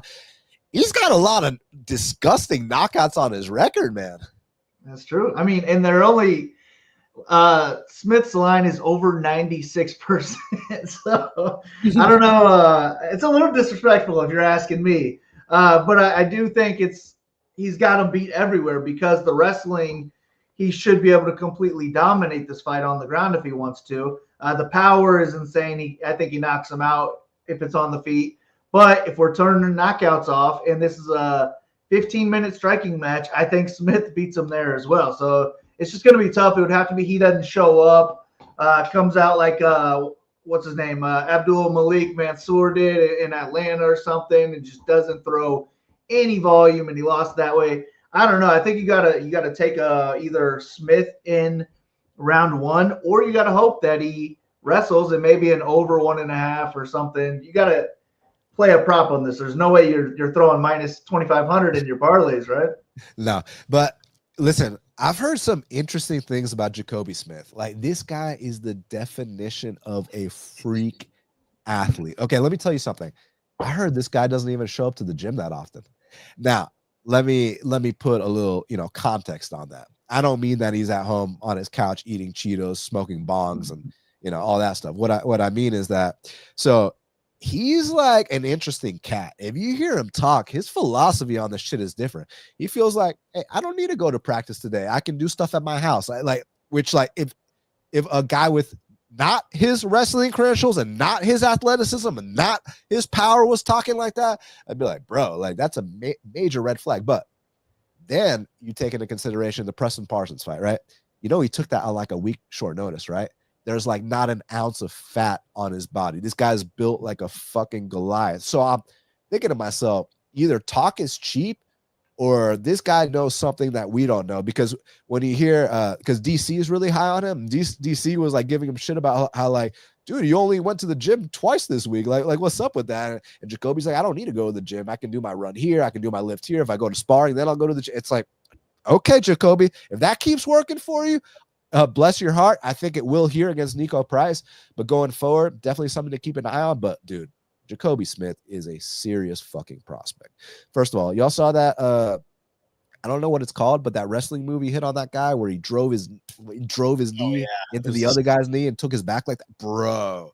So I know people are calling it dirty. Yeah, it is dirty, but it's fucking effective. It's legal. So, dude, that shit was so nice. His confidence with his hands, and if he wants to wrestle, it's always there. But you look, Nico's a vet. Nico's been there, done that, but Nico's on his way out. Nico needs the money. We're talking about a minus 2,500. So, what kind of props do you have in mind, Hayjive, for a spot like this? Jacoby Smith round 1 KO. I mean, it's literally the only thing I could see happening here. I don't think there's any other outcome. I mean, we think about like when we were at UFC Atlanta. Yeah, Malcolm Wellmaker round 1 KO was what, plus 145. It was like the freest money that we've ever seen. And the under 1.5 we cashed easily too. Like minus 130 for me. Easy, like so easy. And then you think about this one. Jacoby Smith round 1 KO was minus 130. I mean, I gotta believe that's like a 60% outcome. Let me ask you guys something. Sorry to cut you off. Why do you think that Malcolm and Moutinho was under 1.5 at like minus 130? Why is this under 1.5 at minus 270? Like, obviously they were wrong, but like, why do you think they underestimated that there? Whereas here it's like, no questions asked, where it should have been no questions asked that time too. I have no idea. Maybe they're just respecting Moutinho. Oh, because he went 3 with Sean? I think that's what it was, honestly. Wow. Or they learned from Wellmaker. They're like, well, we should have priced that a little bit higher. Let's do it for this minus 2,500. And on this topic, gentlemen, have we figured out exactly why Mansour Abdul Malik didn't start fighting until round 3? Do we know? Check the bank accounts, man. Did y'all see any kind of line movement on anything in that fight? Because I forgot that it was even a decision. Yeah. As soon as he decided to fight, he just ran through him. But like, they didn't fight for like 10 minutes. I was like, wait, what? And it's funny. Like, I was there with y'all. It was the day before Father's Day. I bring my dad with us. I'm like, Dad, this is like one of my top prospects. I'm fucking hyping him up. Doesn't throw a punch for 10 minutes. He's like, this is your top prospect? I was like, oh my God, man. But yeah, obviously we all got Jacoby Smith. But have you moved in on any props yet on this? I haven't bet anything. No, I like the round one as well if I were going to do anything. Okay. Now, next up in the heavyweight division, we got a matchup between Yonata Deniz. He's 8-1, welcoming Alvin Hines, who's 7-0 to the UFC. Currently, they got it Yonata Deniz minus 355. The comeback on Alvin Hines is plus 290. So Yonata Deniz is going to have a massive reach advantage at 79.5 compared to Alvin Hines 74, and he's 2 inches taller at 6'4", 1 year older at 34 years of age. So, shout out Alvin Hines for taking this on short notice. Do you guys remember who the original opponent was for Deniz? I think it was Justin Taffa. Oh, yeah. Oh, was it Justin or Junior? Justin, right? Yeah. That would have been a banger.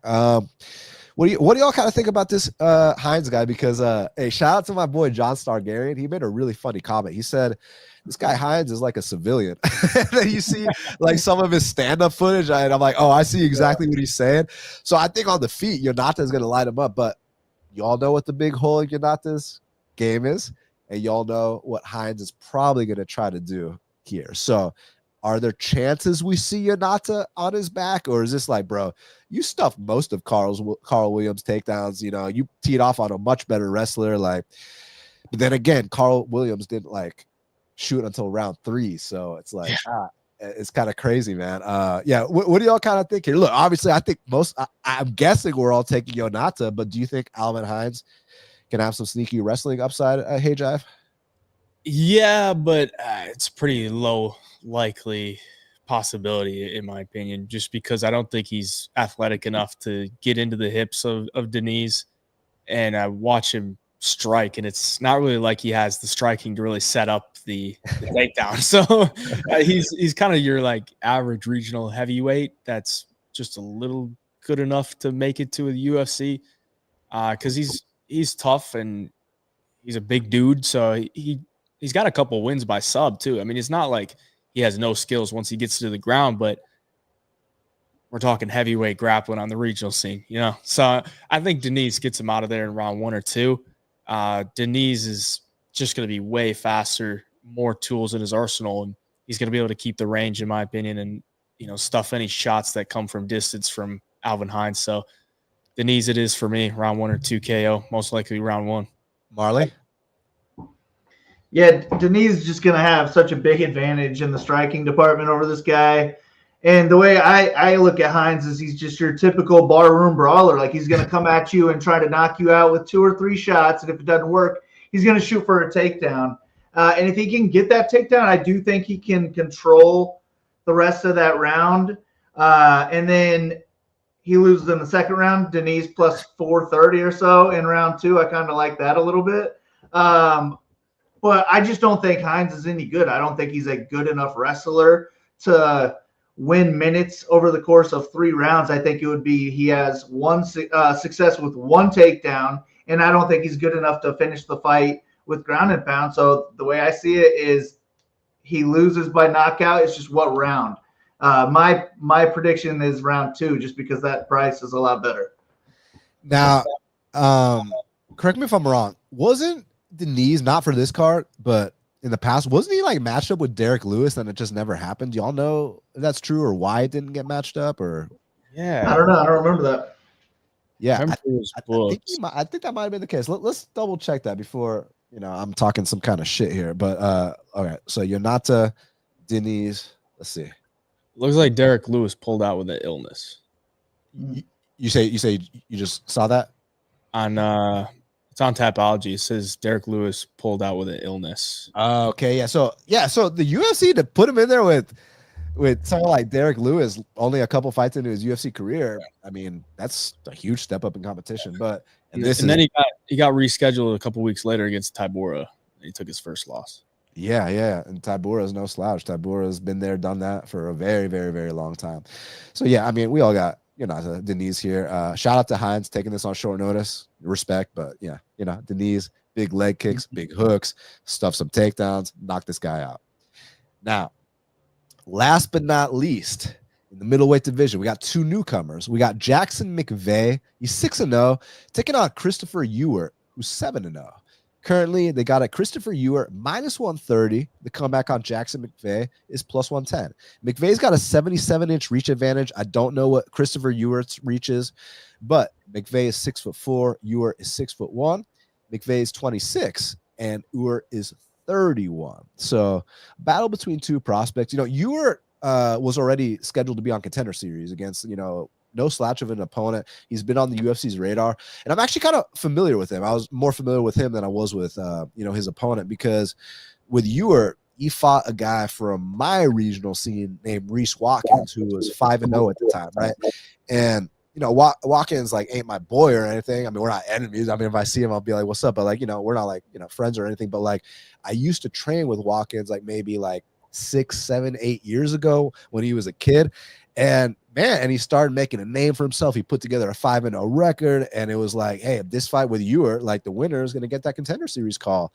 And I think Ewart either got the call then or won one more and got the call. But bottom line, yeah, that's what it was. And he looked impressive in that fight. I like the fact that coming to the UFC, this guy, unlike his opponent, has been past the first round, has fought guys that aren't cans, is a well-rounded fighter, comes out of a good gym. And more importantly than all that, he's got that dog in him. You take this guy down, he's popping back up. He likes to brawl. He likes to do it all. I'm excited about the prospects of seeing him here. Hopefully, I'm not going to say hopefully. I know he's been training. He had a Contender Series fight coming up. On the other side with Jackson Timothy McVeigh. Sorry, that's a bad joke. With Jackson McVeigh. Listen, man, he's got I don't want to say he's got a good clinch game because I don't know how it'll translate at the UFC level. But what I do know is that that's where he likes the fight to take place. He likes to get right in that clinch, elbows, knees, rough these guys up. But man, the guys he's been fighting are look, I understand you can only fight the people that are put in front of you. You know what I'm saying? And he's handled them accordingly. But even let's say the way Malcolm handled his cans, you could still see the talent there. You could still see the future. Wow, this guy could be something. Whereas this guy, I just don't know if he will or won't. I'm not saying he won't. I'm just saying I don't have enough data at this time to conclude how he'll perform at the UFC level. Whereas Ewart, I can say that I think he's ready. So listen, one guy's an unknown, one guy's a little proven. So maybe the unknown comes out to be some phenom. You never know. But I'm going to go with Ewart here with a well-rounded attack. Get this guy out the first round, show him what deep waters are like, and show him what a more well-rounded mixed martial artist that the UFC had their eyes on for a longer time is like. So, yeah, give me Ewart here for the win. Hayjive. I'm just pissed that Dumas pulled out, dude. I had some great bets on Jackson McVeigh to take out Rodrigues Dumas, and it was going to be a glorious night. But he pulled out because he had the ankle monitor situation. And Ewart, I like watching his tape. I think he's a solid prospect just because he is tough. I think his boxing looks pretty sharp and takedown defense is solid. But this is it's extremely short notice. And I have his picture pulled up from 2 hours ago that he posted on Instagram. Maybe share in the private chat. I'll screen share. How do I do that? I just screenshot it. No, send the link. I got you. Yeah. Let's see what we're dealing with here. It's not looking good. He's looking a little tubby. Now let me ask you something, because sometimes some of these Latin fighters are a bit tubby. Is he normally like that, or is this not based on other pictures I've seen? He's got like a six-pack in the other picture that I saw, and this was from today. He looks like he's got some love handles on him. All right, hold on. We're about to share it for the fans. Hold on. Share screen. Instagram. Boom. Y'all see that? Yeah. So that's what we're dealing with here with maybe that's something. Or click to the right, the arrow to the right, so it's a video.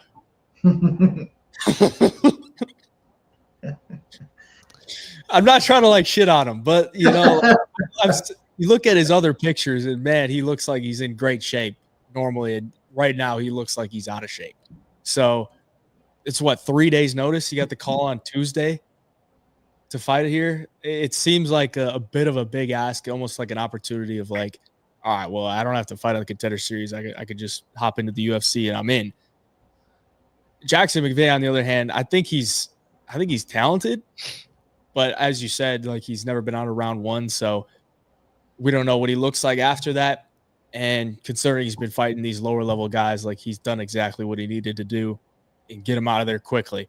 So what does McVeigh like to do? He likes to get into the clinch and just bully you in the clinch with big knees, elbows, and just overwhelm you.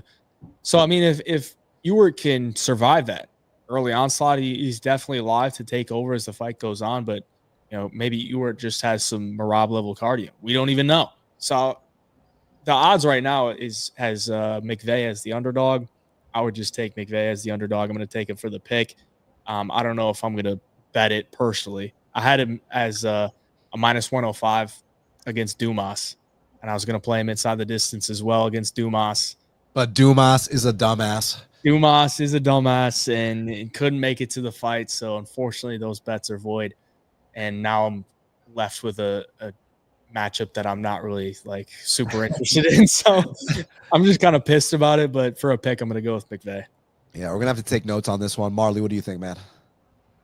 Yeah, I think McVeigh in round one is interesting. If he can close the distance, I think in the clinch he could be okay. If he can get the fight to the ground, then he's the guy I see winning. But after round one, man, I just don't trust these guys who haven't been past 5 minutes in their amateur or professional career. And Ewert, I think, will have a clear advantage if that's the case, just because he's never felt those deep waters. And Ewert, to me, looked like he picks up the pace as the fight moves along.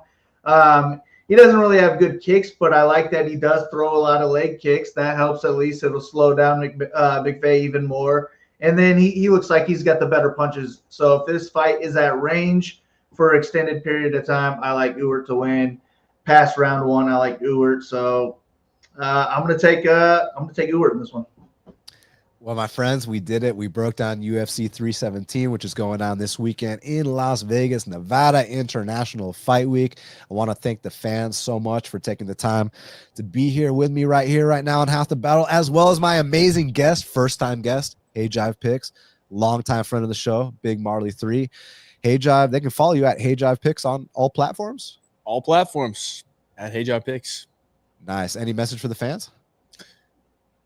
Be smart this weekend when you're betting on the fights. All right, be smart. Don't bet what you can't lose. But if you're not betting, enjoy the fights. We don't have any fights the following weekend, so enjoy them while they're here. And should be a good pay-per-view, International Fight Week. Not the most stacked card, but I think these fights are really well put together, and the matchups are really good. So I'm looking forward to it. Appreciate you for having me on, Dan, and hopefully we'll do it again in the future. Oh, you know we will. And Kyle Marley, you know what the deal is, bro. You know it's always a pleasure. They can follow you at Big Marley 3. And any message for the fans? Anything coming up? What you got going on? Yeah, man. Always good to be on. Good seeing you again, Hayden, as well. But not just follow me anywhere at Big Marley 3. Good luck to you guys this weekend. Good luck to everybody listening. Hopefully it's a profitable card. Well, to the fans, again, I can't thank you all enough. Make sure y'all smash that like button, hit the subscribe, leave me a comment, share if you feel so inclined. I'm truly grateful for all your support. Shout out to my guests as well. Make sure y'all follow them. And until the next time, let's cash these bets.